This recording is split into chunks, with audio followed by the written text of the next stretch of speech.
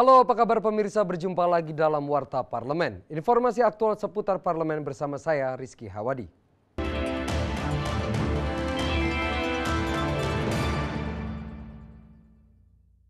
Komisi 5 DPR RI meminta Kementerian Pekerjaan Umum dan Perumahan Rakyat melakukan rehabilitasi dan pemeliharaan terhadap jembatan-jembatan yang telah berusia 20 tahun ke atas agar dapat terhindar dari musibah runtuhnya jembatan.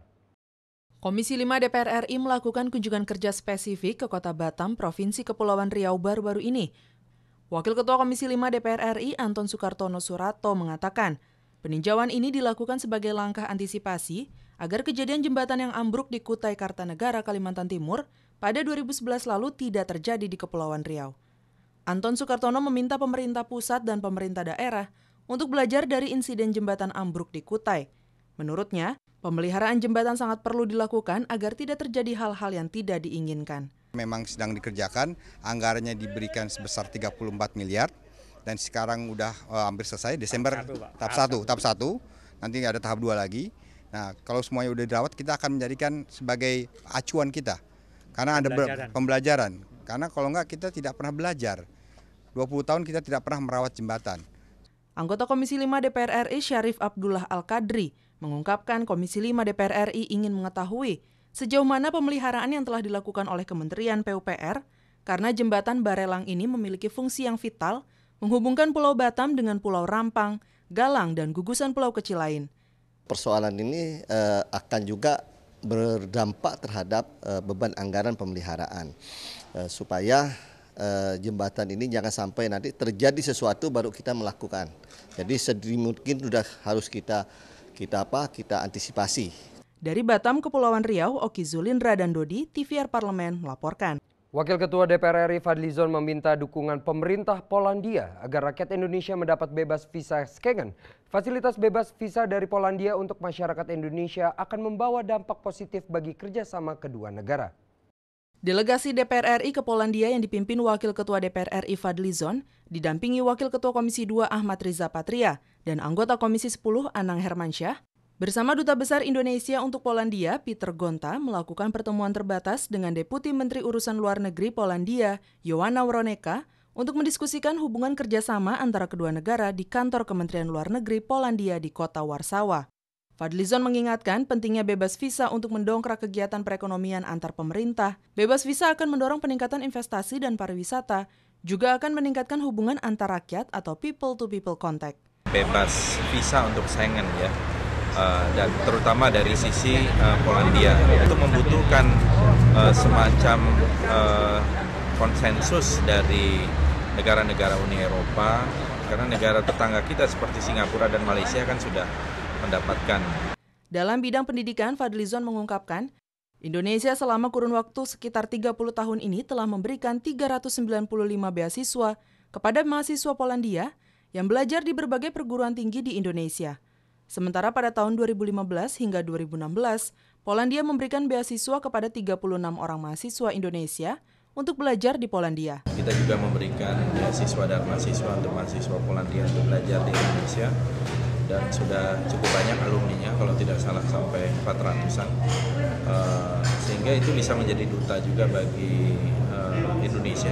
Bahkan mereka juga ada yang bisa gamelan, bisa berbahasa Jawa, dan sebagainya. Dari kota Warsawa, Polandia, Firdaus Prakoso, TVR Parlemen melaporkan. Parlemen Indonesia mengusulkan kepada seluruh negara Asia untuk mengoptimalkan potensi energi geotermal untuk dikembangkan. Mengingat hingga saat ini negara-negara Asia belum mengelola geotermal secara maksimal. Ditemui saat sidang pleno ke-10 Asian Parliamentary Assembly atau APA di Istanbul, Turki baru-baru ini, Wakil Ketua Badan Kerjasama Antar Parlemen DPR RI Rofi Munawar mengatakan, negara-negara di Asia perlu mengoptimalkan penggunaan energi baru terbarukan yang ramah lingkungan dan berasal dari panas bumi atau geotermal. Menurut Rofi, negara-negara yang terlibat melakukan kerusakan lingkungan perlu bertanggung jawab. Energi baru dan terbarukan. Jadi seperti energi air, energi angin, geotermal dan seterusnya yang negara-negara di Asia itu cukup potensial dan kaya dengan sumber-sumber energi itu. Anggota BKSAP DPR RI Vena Melinda memperingatkan kepada negara-negara Asia terkait kebijakan proteksionisme ekonomi Donald Trump. Menurut Vena, kebijakan Trump tersebut sebagai sebuah ancaman dalam menggapai pertumbuhan ekonomi Asia ke depan. Bagaimana supaya kita juga sama-sama merespon kebijakan proteksionisme yang dijalankan oleh Presiden Amerika Serikat Donald Trump. Karena kita tahu kan kita ini sebagai negara Asia dan inilah media kita untuk memperjuangkan hal-hal yang sifatnya sustaining peace termasuk di situ.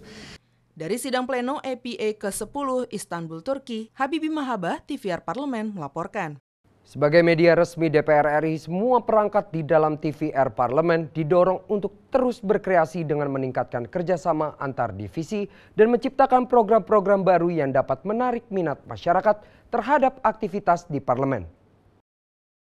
Ditemui saat menutup acara gathering dan workshop TVR Parlemen di Kampung Budaya Sunda, Depaseban, Bogor, Jawa Barat baru-baru ini, Wakil Ketua Badan Urusan Rumah Tangga DPR RI Agung Budi Santoso mengatakan, sinergi antar pegawai TVR Parlemen sangat menentukan kualitas hasil penayangan TVR Parlemen dalam menyampaikan informasi terkait kinerja DPR RI. Menurut Agung, sebagai lembaga penyiaran resmi DPR RI, para pegawai TVR Parlemen didorong untuk meningkatkan kinerjanya dengan meningkatkan kualitas program. Kami berharap bahwa di Parlemen ini bisa menjadi LPP, Lembaga Penyiaran Publik. Kalau bisa 24 jam, karena masyarakat butuh gitu loh. Masyarakat butuh itu. Ya. Saya berkali-kali mengadakan kunjungan, ketemu dengan Pemda-Pemda, ketemu dengan akademisi, kami mendengarkan masukan mereka, bahwa mereka juga menginginkan adanya dinamika yang ada di dalam pembahasan suatu undang-undang. Nah, ini juga disiarkan. Kepala Biro Kesekretariatan Pimpinan Setjen DPR RI Jaka Dwi Winarko mengatakan, evaluasi menjadi salah satu esensi penting dalam meningkatkan kualitas TVR Parlemen secara keseluruhan.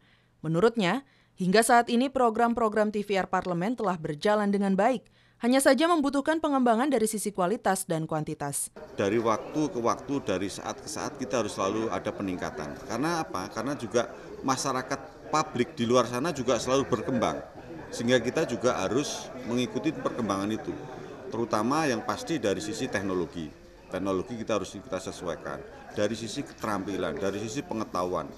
Naomi dan Koko, TVR Parlemen, melaporkan. Pemirsa, demikian Warta Parlemen kali ini. Sampai jumpa pada Warta Parlemen berikutnya. Terima kasih atas perhatian Anda. Wassalam.